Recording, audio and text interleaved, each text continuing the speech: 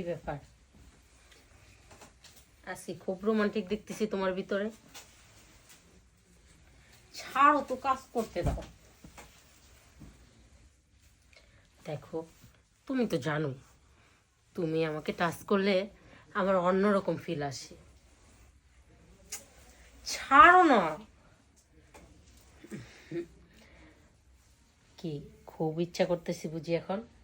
কিন্তু শোনো, এখন তোমার ইচ্ছা করলেও আমার করতেছে না, কারণ রাতের বেলা হয়ে গেছে, আবার দিনের বেলা গুছুলের আগে হয়ে গেছে। তাহলে রাতে দিনে মিলে অনেকবার হয়েছে। আজকে রাতটা ছুটি দাও আমাকে।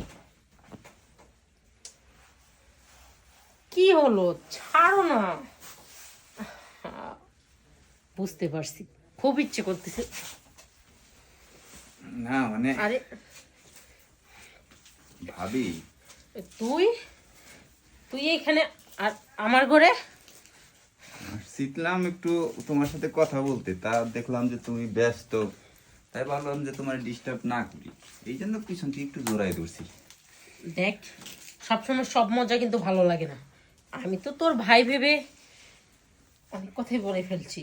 ঠিক আছে ভাবি, বলছো তাতে আমি রাগ করি নাই, আমার আরো ভালোই লাগছে। হ, তোর তো ভালো লাগবেই, কিন্তু আমার মোটেও জিনিসটা ভালো লাগেনি। তুই এমনভাবে আমাকে ধরছিলি, আমি যদি অন্য কিছু করে ফেলতাম তখন কি হতো? আরে আমিও তো চাই ভাবি যে ওইরকম কিছু একটা হোক। দেখো ভাবি, তুমি যে এত সুন্দর করে বললা না ভাইয়ের সাথে নাকি তোমার কত কিছু হয়ে গেছে, দেখো আমিও তো এখন বড় হয়েছি, আমারও তো মনে অনেক কিছু চাই, কিন্তু কি আর করব, আমার তো আর ঘরে বউ নাই যে আমাকে কেউ এরকম করে সময় দেবে। আচ্ছা, বউ নাই, বউ এনে দিব, কিন্তু এভাবে হুটহাট করে এরকম দুষ্টামি করাটা কিন্তু ঠিক হয়নি। আচ্ছা যা, যেটা হবার সেটা হয়ে গেছে, কেউ দেখেনি। যা, তুই তোর রুমে চলে যা তো। আচ্ছা ভাবি, তোমার একটা কথা বলতে চাই আমি।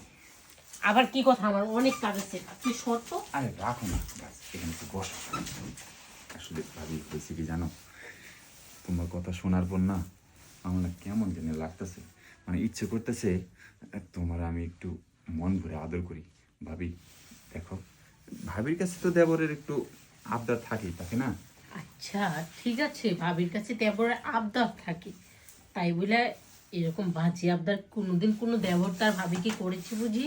না সেটা ঠিক আছে, কিন্তু হয়েছে কি ভাবি, মানে তোমাকে জড়িয়ে ধরার পর থেকে না আমার না ঠিক কেমন কেমন জানি লাগতেছে, মানে অন্য কিছু মানে পাওয়ার ইচ্ছে জাগতেছে। এখন তুমি যদি একটু শোনো, এই বয়সে এমন হওয়াটাই স্বাভাবিক, কারণ এখন উপযুক্ত বয়স তোমার। আর এই বয়সে একটা নারীকে যদি একটা পুরুষ স্পর্শ করে, তখন তার অন্যরকম ফিল আসতেই পারে। কিন্তু দেখো, আমি তো ভাবি হই, তাই না? ঠিক আছে, তুমি তোমার ভাবি হও, আর সেই জন্যই তো তোমার আমি বলতে সাহস পাই। দেখো ভাবি, আমি এখন বড় হয়েছি, এখন আমি যদি এখন যদি কোনো একটা মেয়ের সাথ কাছে যাই, এই ধরনের কোনো একটা কাজ কাম করি, দেখো তোমার কি ভালো লাগবে? সি সি, কি সব কথাবার্তা বলো? মান সম্মান গেলে মান সম্মান টাকা দিয়ে আসে না। তুমি যদি বাইরে এখনই এই বয়সে যাও, বিয়ে শাদী করাই নেই, তখন যদি একটা বদনাম হয়ে যায়, কেউ তোমাকে মেয়ে দিবে না তো। আর সেই জন্যই তো ভাবি আমি বলতেছি কি, বিষয়টা তুমি হ্যান্ডেল করো না। দেখো না ভাবি, আমার খুব ইচ্ছে করতেছে ভাইয়ার ওই কাজটা করতে, প্লিজ তুমি না করো না। শুন, আমি কিন্তু একটা মেয়ে মানুষ, আমি কিন্তু অন্য কিছু না। মেয়ে মানুষ, তুই যখন আমার শরীরে টাচ করস, আমার জানি কেমন জানি লাগে। আরে ভাবি আমি সেটা জানি, আমি জানি তুমি আমাকে অনেক ভালোবাসো আর আমাকে অনেক পছন্দ করো, কিন্তু তুমি বলো না। কিন্তু আজকে দেখো ভাবি, আমি আর কি বলবো, আমি আর ঠিক থাকতে পারতেছি না। দেখ, তুই আমার মনের কথাই বলে দিছিস। তোকে আমি অনেক পছন্দ করতাম। বিয়ের আগে যদি তোকে দেখতাম, তাহলে তোর ভাইকে বিয়ে করতাম না। বিয়ের পরে তোকে দেখার পরে খুব ইচ্ছে হতো যে তুমি যদি আমার বর হতে, অনেক আদর করতাম, তুমি আমাকে অনেক আদর করতে। কিন্তু এখন তো তুমি আমার দেবর। আচ্ছা ঠিক আছে, মনের মনে যে কথাগুলো সেটা মনের ভিতরে রাখছো কেন? এই যে তুমি এখন আমার বলছো, আমি শুনলাম, আর ঠিক সেই কাজটা এখন করব যেটা তুমি তোমার মনে চায়, যেটা আমার মনে চায়। দেখো ভাইয়া তো এখন বাসায় নেই, চলো না এই সুযোগটা কাজে লাগাই ভাবি। ঠিকই বলছো, তোমার প্রতি আমিও একটু দুর্বল, সেই দুর্বলতা আজকে দুজন মিলে একটু পূরণ করি। আচ্ছা ঠিক আছে ভাবি, চলো তাহলে এই সুযোগটা কাজে লাগাই। আচ্ছা ঠিক আছে।